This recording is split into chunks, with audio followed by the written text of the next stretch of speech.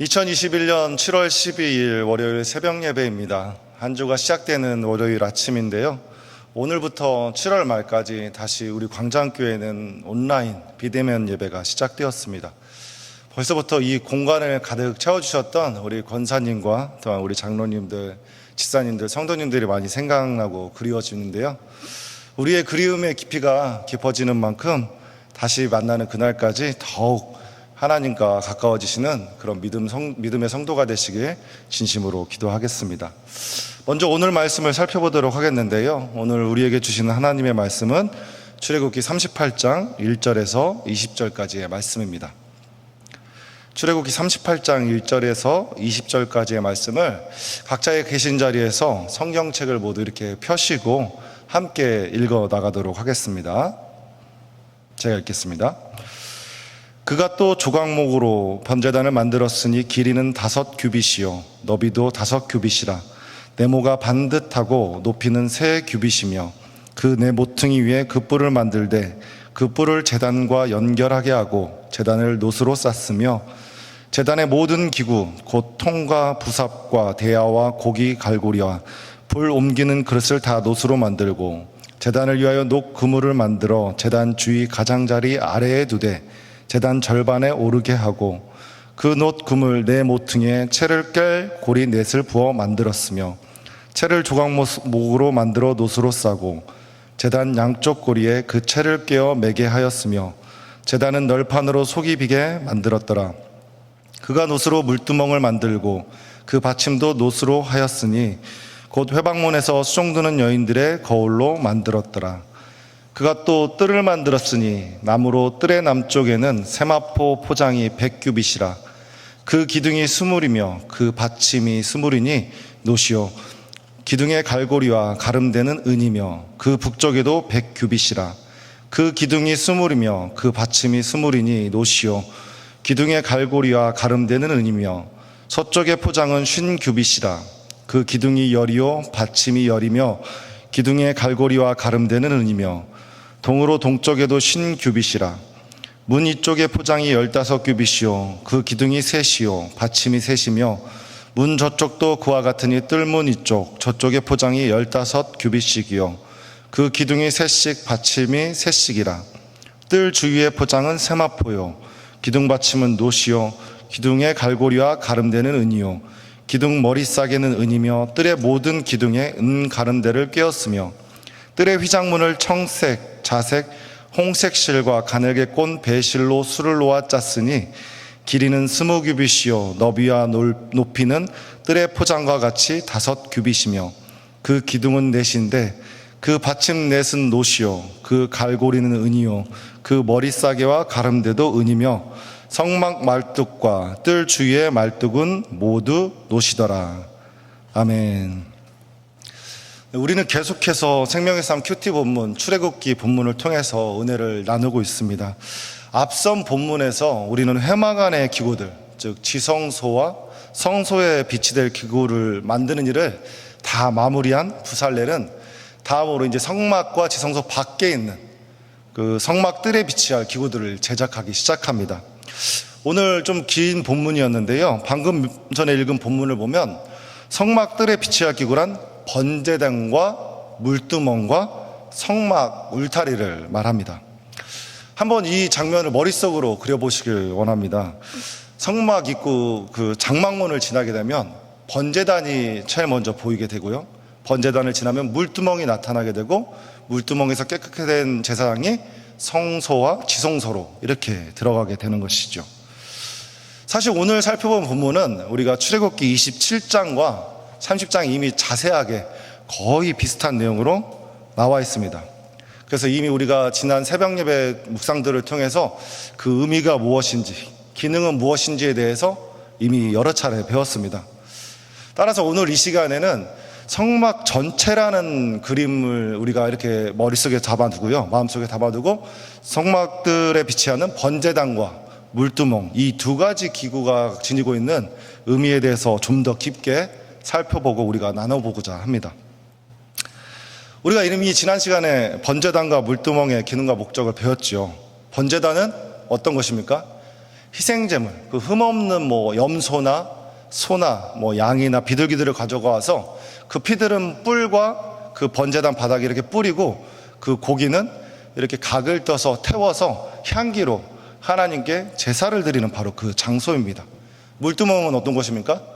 대제사장이 그곳에서 손과 발을 자기의 몸을 깨끗하게 씻는 바로 그런 장소인 것이죠. 그렇습니다. 번제단은 우리가 그런 행위들을 통해서 죄사함을 받는 장소이고, 물두멍은 깨끗함을 받게 되는 장소입니다. 정리하면 두 기구, 두 장소 모두 우리가 죄사함을 통해서 거룩함을 입게 되는 장소라는 뜻입니다.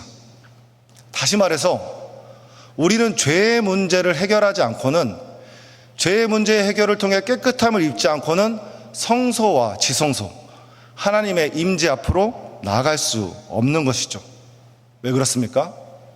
우리 하나님은 거룩하신 분이시기 때문에 죄로 물들어 있는 우리가 깨끗해지지 않으면 하나님께 우리가 대면할 수 없는 것입니다. 그렇다면 우리가 여기서 질문을 또 해야 되는 것이죠. 어떻게 하면 그 죄의 문제를 해결할 수 있는 것인가? 오늘 묵상하고자 하는 점이 바로 이것입니다. 어떻게 하면 죄를 해결할 수 있을 것인가? 지피지기면 백전불패라고 하지요. 적을 알아야 승리가 있고 패배하지 않습니다. 따라서 우리는 이 죄의 실체에 대해서 한번 짧지만 우리가 알아보고자 합니다. 죄란 무엇입니까? 죄란 무엇입니까? 죄란 한마디로 설명해 드리면 하나님께 대한 불순종, 하나님께 대한 반역이라고 정의할 수 있습니다. 우리가 잘 아는 아담과 하와의 원죄부터 한번 살펴보면 하나님께서 뭐라고 하셨죠? 선악과를 따먹지 말라고 하셨잖아요. 그러나 그들은 어떻게 했습니까? 따먹었습니다. 하나님의 명령과 말씀에 불순종하였던 것이죠. 이스라엘 백성들은 어떻습니까? 우상 숭배하지 말라고 그렇게 말하였건만 그들은 마찬가지로 금송아지 우상을 만들어서 하나님의 말씀과 명령에 불순종합니다. 비단 성령의 이야기뿐만이 아닙니다. 우리 일상생활에 우리가 범죄하는 것들을 한번 보십시오. 꼭 형사적으로, 형법적으로 죄를 짓는 도둑질, 살인, 이런 강도, 이런 것들이 아니더라도 우리가 짓는 대부분의 죄들은 하나님의 명령과 말씀에 불순종함으로써 우리가 죄를 짓게 되는 것이죠. 그렇습니다. 죄는 우리 마음속에, 우리의 행동에 불순종의 결과인 것입니다. 하나님의 명령에 따르지 않고, 하나님의 말씀에 따르지 않고 우리의 뜻대로, 우리의 원대로 살아가는 것이 바로 우리의 죄인 것이죠. 그렇다면 이 죄를 어떻게 해결할 수 있을 것일까요? 어떻게 하면 이 죄를 우리가 해결받고 사함을 받을 수 있는 것일까요? 지금은 구약시대가 아닌데요. 그렇지 않습니까? 번제단도 없지 않습니까? 물두멍도 없습니다. 우리가 지금 희생제물을 드리지 못하는 이 상황에서 어떻게 하면 우리가 죄를 해결할 수 있는 것일까요? 성경은 이렇게 답을 주십니다. 히브리서 9장 12절인데요. 제가 한번 읽어드리겠습니다. 염소와 송아지의 피로 하지 아니하고 오직 자기의 피로 영원한 속죄를 이루사 단번에 성소에 들어가셨느니라. 아멘. 그렇습니다. 오직 자기의 피. 누구의 피입니까? 예수 그리스도의 피로 우리는 영원한 속죄함을 받을 수 있게 되는 것이죠. 그 피를 통해서 우리는 단번에 완전한 성소, 바로 하나님의 임재 앞에 나아갈 수 있게 되는 것이죠. 그 피를 통해서 우리는 깨끗함을 받게 되는 것입니다. 따라서 우리는 번제단과 물두멍이 없다고 실망할 필요가 전혀 없는 것이죠. 영원한 속죄를 이루시는 예수 그리스도, 바로 그분을 통해서 우리는 우리의 죄의 문제를 해결받을 수 있습니다. 다른 이름으로 가능한 것입니까? 불가능한 것이죠. 그 예수 그리스도의 이름, 그 예수 그리스도의 보혈을 통해서 우리는 하나님 앞에 나아갈 수 있게 되는 것이죠. 바로 그 이름에 능력이 있는 것입니다. 우리가 잘 아는 찬양 중에 이런 찬양이 있죠. 죄에서 자유를 얻게 함은 주의 보혈, 보혈의 능력. 육체의 정욕을 이기림은 보혈의 능력, 주의 보혈. 눈보다 더 이게 하는 것도 보혈의 능력, 주의 보혈입니다. 죄의 문제를 해결할 수 있는 방법은 따라서 오직 주 예수 그리스도의 보혈 외에는 다른 방법은 없습니다. 번제단에 그런 수많은 희생제물에 피를 뿌리는 이유는 바로 예수 그리스도의 그 피를 뿌린다는 행위와 같은 의미인 것이죠. 그 피가 그 번제단을 덮듯이 그 예수 그리스도의 보혈이 나의 영과 혼과 육에 뿌려졌을 때 우리는 비로소 죄사함을 받고 깨끗함을 받을 수 있는 것입니다. 그러므로 사랑하는 광장교회 성도 여러분, 그 죄를 어떻게 해야 되겠습니까? 드러내야 됩니다. 감추려 하지 마십시오. 그 죄가 뿌림을 받기 위해서는 우리는 그 죄를 하나님 앞에 나와 드러내놓고 하나님 앞에 내려놓아야 됩니다. 따라서 그 피를 통해서, 그 예수 그리스도의 보혈을 통해서 해결함 받고 깨끗함을 입어서 주님의 이름으로 살아갈 수 있는 그런 믿음의 성도 되시길 주님의 이름으로 기도드립니다.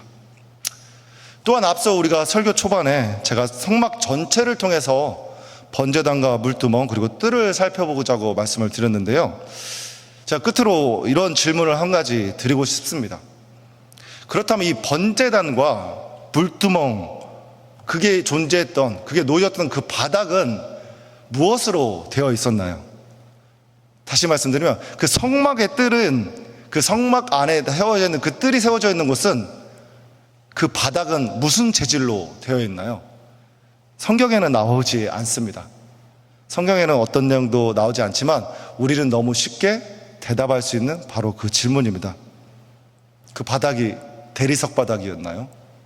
아니면 지금처럼 우리 교회 본당처럼 타일이 잘 깔려진 그런 깨끗한 바닥이었나요? 아니죠.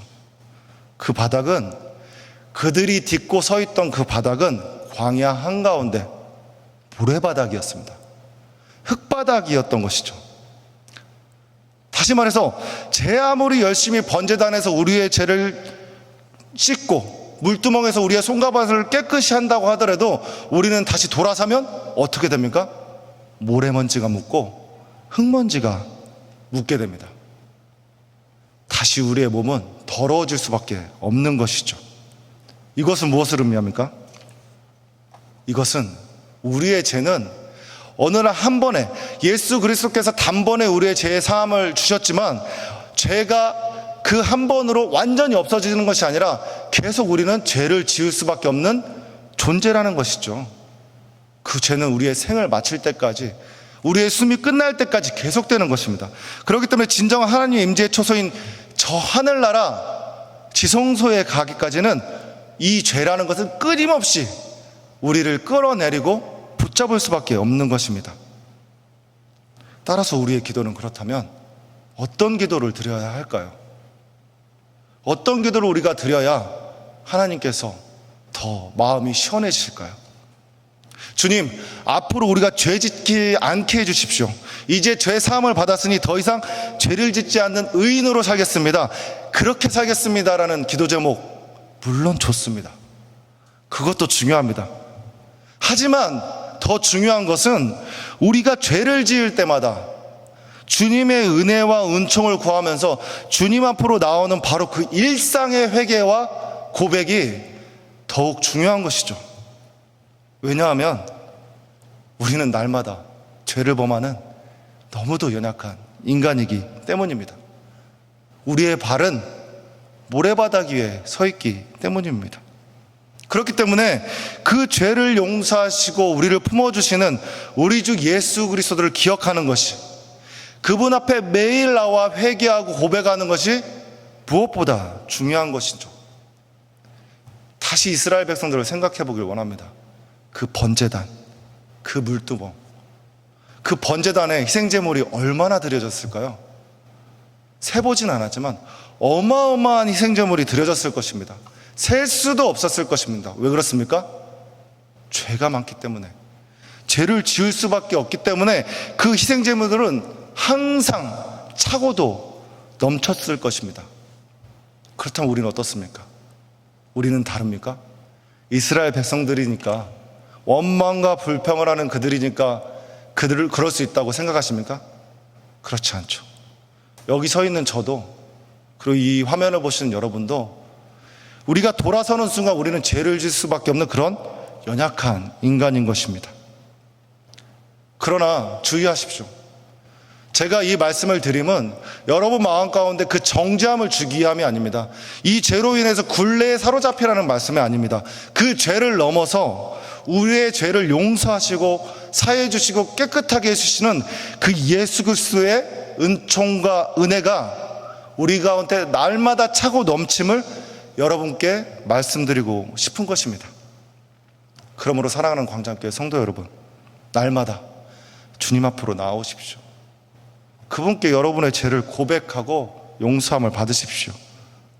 우리가 딛고 있는 이 땅은, 우리가 딛고 있는 이 공간은 흙과 먼지가 묻을 수밖에 없습니다. 이 세상은 그런 것입니다. 우리 인간은 그런 것입니다.